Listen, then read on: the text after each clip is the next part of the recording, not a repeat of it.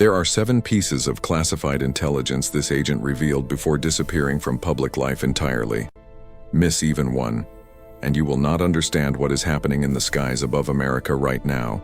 Stay until the 7th, because what is disclosed at the end changes the meaning of everything that came before it. This is not a story. This is a transmission with evidence attached. The date was not chosen by accident. On April 11th, a portal alignment opens that has not occurred since 1987, the year of the harmonic convergence. What this agent disclosed, and what the deep state worked for decades to suppress, surfaces now because the timing is precise. The window is open. It will not remain open.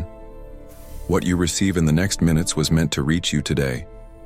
You have been waking between 3 and 4 in the morning with your heart pounding and no dream to explain it. There is a high-pitched ringing in your left ear that comes without warning and fades like a signal cutting through interference. There is a pressure at the crown of your skull. Not painful, but present, as if something is pressing gently inward. There is an exhaustion that sleep cannot touch, weeks passing like a long gray water that moves too fast to hold. These are not symptoms of age. These are not anxiety. These are your energy field reading incoming transmissions before your conscious mind has caught up. Join our Stellar Command Portal channel. Share this video in your family WhatsApp groups and with the people who matter most to you. Do not let these words stay only with you. Comment below your name, your city, and a message of love. And subscribe to the channel now. The souls who find this transmission are finding it for a reason that began long before today. The agent whose testimony you are about to receive served inside the Central Intelligence Agency for 23 years. His assignment, for the final 11 of those years, was a classified unit with no public name and no publicly acknowledged budget.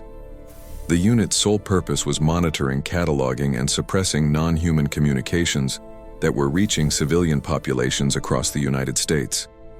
He did not go public during his active years. He went public when he understood that the window for doing so was closing. What he said, and what was immediately scrubbed from every platform it appeared on, is what you are receiving now. He said this: the contacts were real.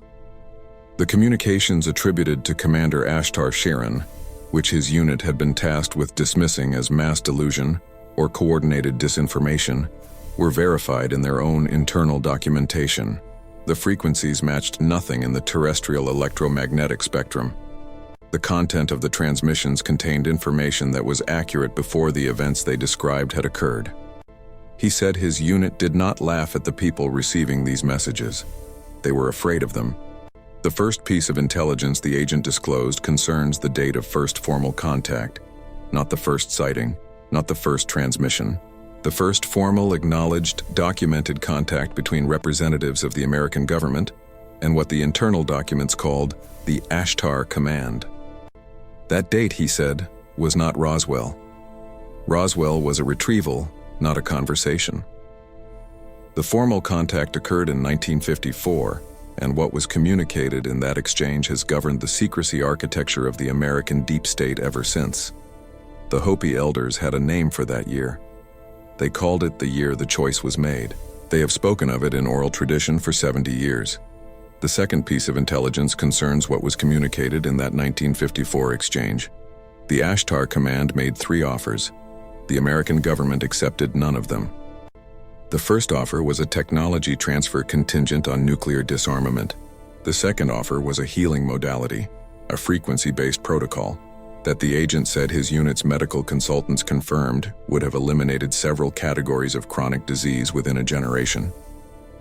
The third offer was something the agent described only as a grid activation, something that would have accelerated the consciousness evolution of the entire American population, beginning with those already awake. The government declined all 3. The agent said the reason was not disbelief. They believed entirely. The reason was control. A population that did not need pharmaceutical intervention to heal could not be economically governed through medical dependency. A population that had undergone grid activation could not be manipulated through media, through fear, through artificial division.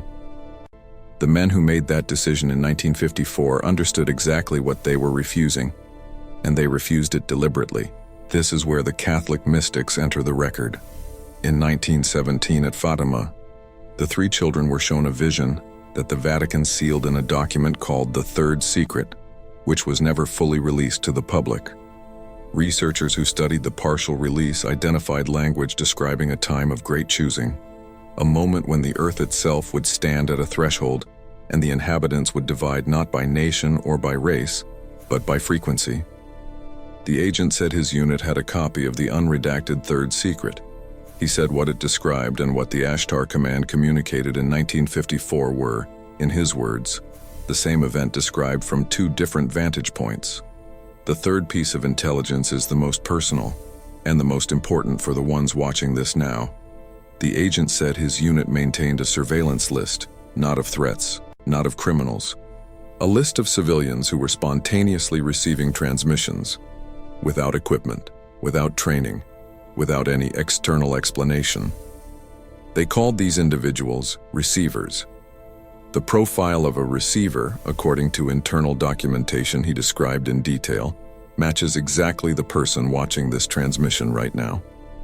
The receivers, he said, were predominantly women, predominantly over the age of 45, predominantly located in rural and suburban America, in Texas, in Arizona, in Colorado, in the inland states, away from the signal-saturated coasts, predominantly carrying what the documentation described as a persistent and inexplicable sense of mission, a knowing that they were here for something that had not yet fully arrived. He said his unit watched these people for years. They were not surveilled as dangers.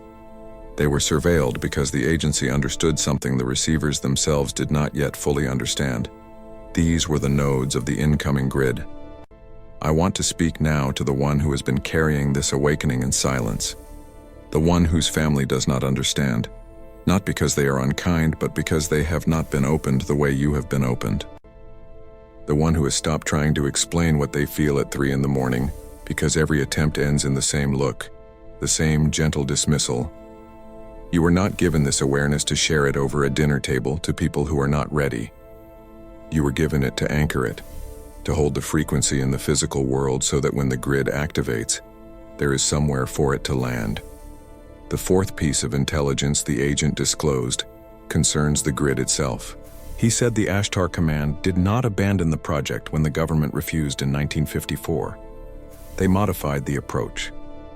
Instead of working through the government, they began working directly through the population, specifically through the receivers.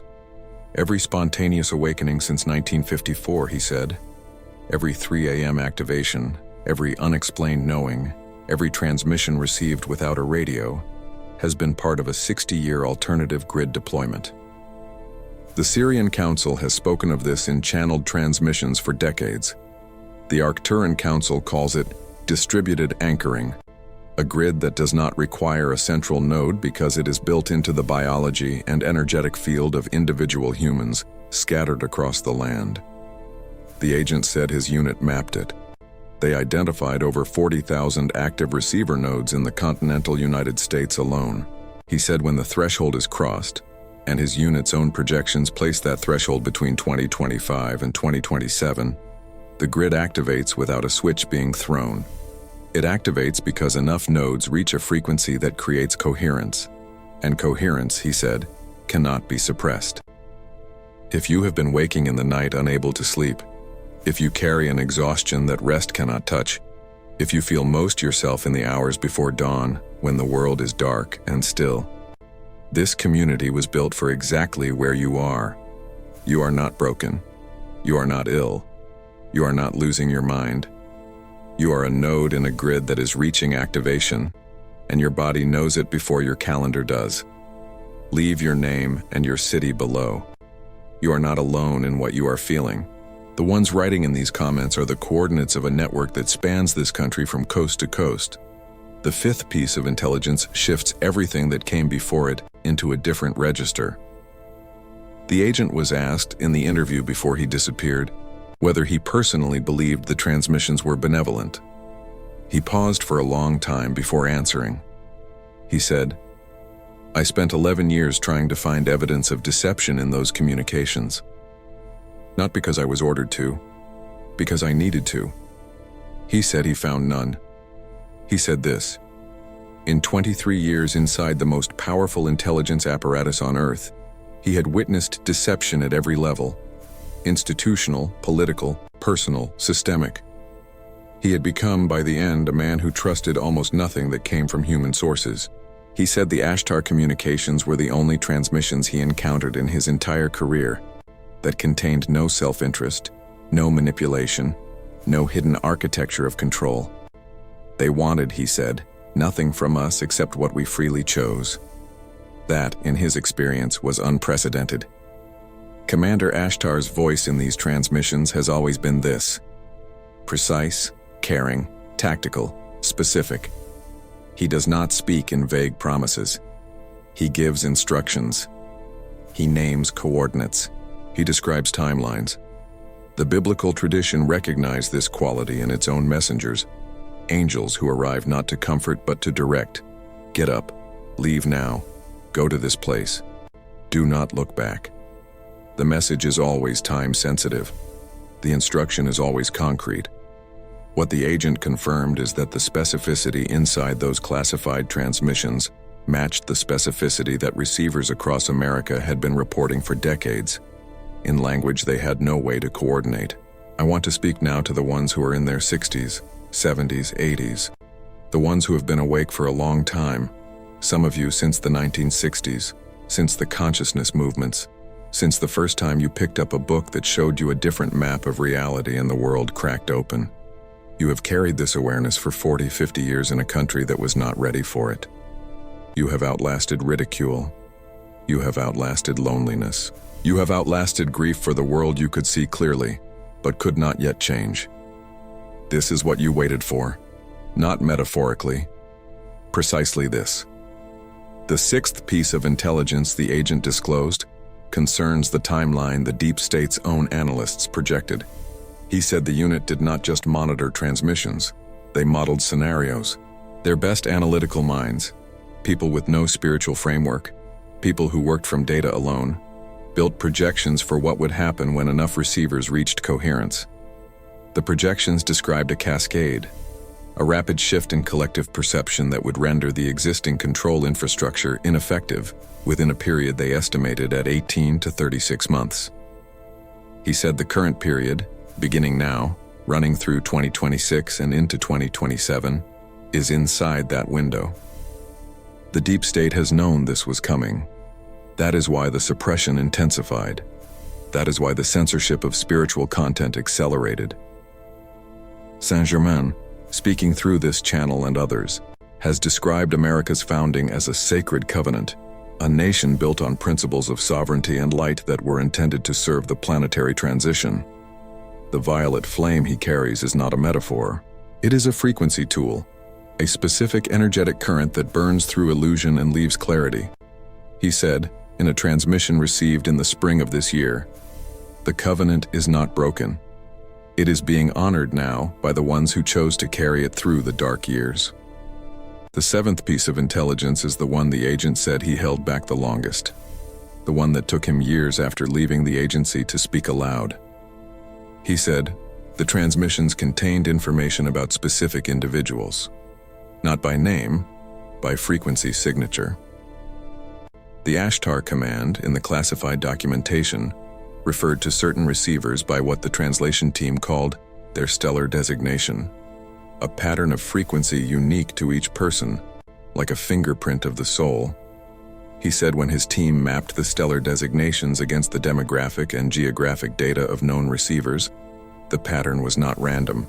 The receivers were placed, not randomly awakened, not accidentally chosen.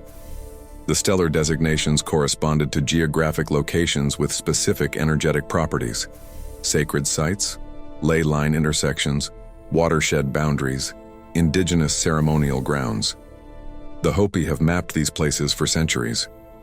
The Cherokee have guarded them. The Lakota have performed ceremony at them for longer than written American history extends.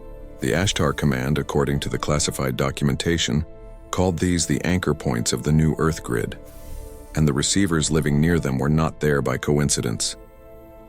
If you live in Arizona, near the red rock formations of Sedona. If you live in Colorado, near the mountain corridors the Ute people called the breathing places of the land. If you live in Texas, in the hill country, near the springs, the Comanche understood as threshold waters. If you live in Montana, in the Dakotas, anywhere near the places where the land still carries the frequency of original ceremony, you did not move there by accident. Your soul chose your coordinates before your conscious mind selected the address. Archangel Michael speaks here. He speaks to the ones who feel the weight of what is coming and wonder if they have the strength to hold. He says, "You are not sent without armor. The clarity you carry, the ability to see through the constructs that confuse the ones around you, that is not just perception. That is protection. It is a shield built from discernment, and discernment is the sharpest instrument in the arsenal of light. The Pleiadian Council speaks of the Long Watch. They call it by that name, the Long Watch, because they have been holding vigil over this planet's evolution for longer than human civilization has existed in its current form. They say, "We see you. We have always seen you." Not in the abstract way a distant star sees the Earth. In the personal way, the way a family watches a beloved one walking through a difficult passage, holding the lantern from the other side of the dark. You have never been alone in this, not for a single night. Now the transmission deepens beyond intelligence into covenant. The agent's testimony ends here, because the evidence he carried belongs to the world of documents and dates and classified protocols. What comes now belongs to a different order of knowing. Commander Ashtar speaks directly, and those with ears to hear will feel the register shift. What is said next is not analysis. It is a direct address to the receiver reading this, watching this, carrying this transmission in their body right now. You were sent here specifically, not as a general volunteer, as a chosen placement, a soul with a specific frequency that corresponds to a specific anchor point on the American land. The grid that the deep state tried to suppress, that the government refused to assist in 1954, has been building without their cooperation for 70 years. It has been building through you, through your waking at 3 a.m., through your unexplained grief that turned out to be planetary sorrow, through your decades of carrying a knowing that had no public validation until now. The grid is near coherence. You are near coherence. These are not two separate facts. The Arcturian Council gives a specific instruction for the days between now and April 11th. Each morning before the sun fully rises, stand or sit with your feet on the earth if possible. Bare floor is sufficient if outdoor ground is not accessible. Place your hands flat on your thighs, palms facing up. Breathe 7 times with full intention. I am an anchor. I hold the frequency. The light moves through me into the ground. This is not ceremony for its own sake. This is a technical activation, a frequency calibration that aligns your personal field with the incoming grid signal. The symptoms you have been experiencing, the ringing in the left ear, the crown pressure, the 3 a.m. activations, will intensify in the period between now and the portal opening. This is not cause for alarm. This is cause for preparation. Increase water intake. Reduce processed electromagnetic exposure in the hour before sleep. Sleep with something natural, wood, stone, cotton, near the crown of the head. Your body is a receiver being tuned, and what it is being tuned for is the most important signal it has ever been asked to carry. And now something even deeper is being revealed, something the agent's testimony pointed toward but could not fully reach, because what he was describing from the outside can only be understood from the inside. The classified documents he referenced called them receivers. They cataloged their locations, their demographic patterns, their frequency signatures. But a document cannot hold what it means to be the person who wakes at 3 a.m. for the 1,000th time and finally understands why. That understanding is not intelligence, that is revelation.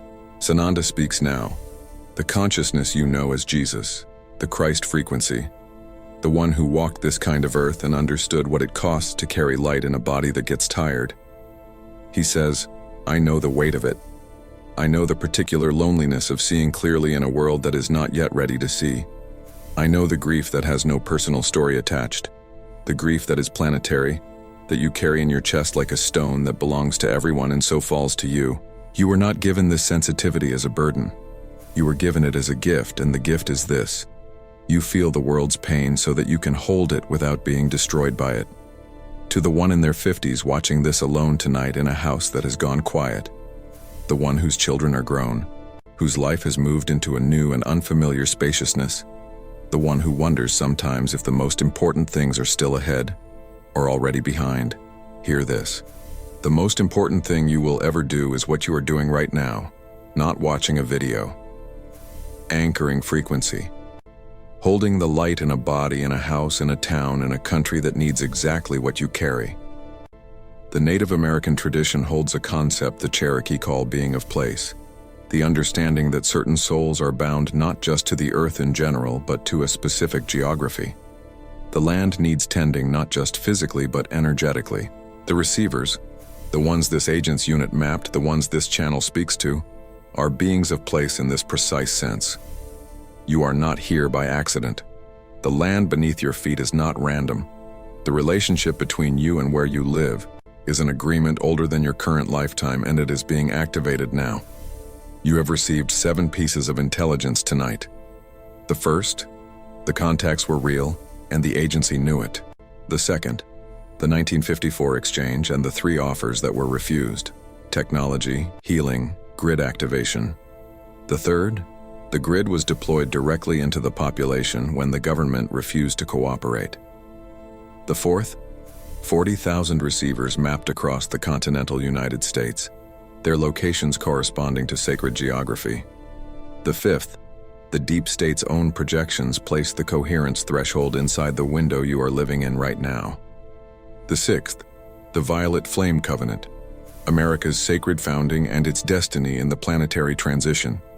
The seventh, you were placed, not randomly awakened, not accidentally chosen, specifically placed, at a specific frequency, at a specific geographic coordinate, at a specific moment in a civilizational arc that has been moving toward this threshold for longer than current history records.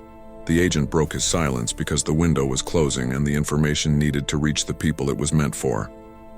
This transmission exists for the same reason. It needed to reach you, specifically, before April 11th. Sananda speaks a final time. He says, "The world is not ending. The world is turning. A turning is not a destruction. It is a completion, the completion of one long arc and the beginning of another. The darkness you have been feeling, the heaviness in the collective field, the sense that something enormous is approaching. All of this is real. But darkness before a dawn is still the act of the earth rotating toward the light. And you are on the side of the earth that is turning into morning." Commander Ashtar closes this transmission with a protocol for the portal opening on April 11th. At any point during that day, morning, noon, evening, pause for 7 full breaths. On each exhale, speak aloud or in your mind, "I hold, I anchor, I am in place." This is not a prayer asking for something. This is a declaration of function, a frequency signal sent back to the grid confirming that your node is active and ready. The grid needs to know its nodes are conscious. This is how you tell it. The souls writing in these comments are coordinates of light in a network that is already forming across this country. Your name below, your city, your presence in this space, these are not small things. They are acts of grid activation as real as the morning practice, as real as the barefoot contact with the earth. Subscribe so the next transmission reaches you. Share this with the one person in your life who has been feeling what you have been feeling. The ones who find this are not finding it by accident. Pass it forward.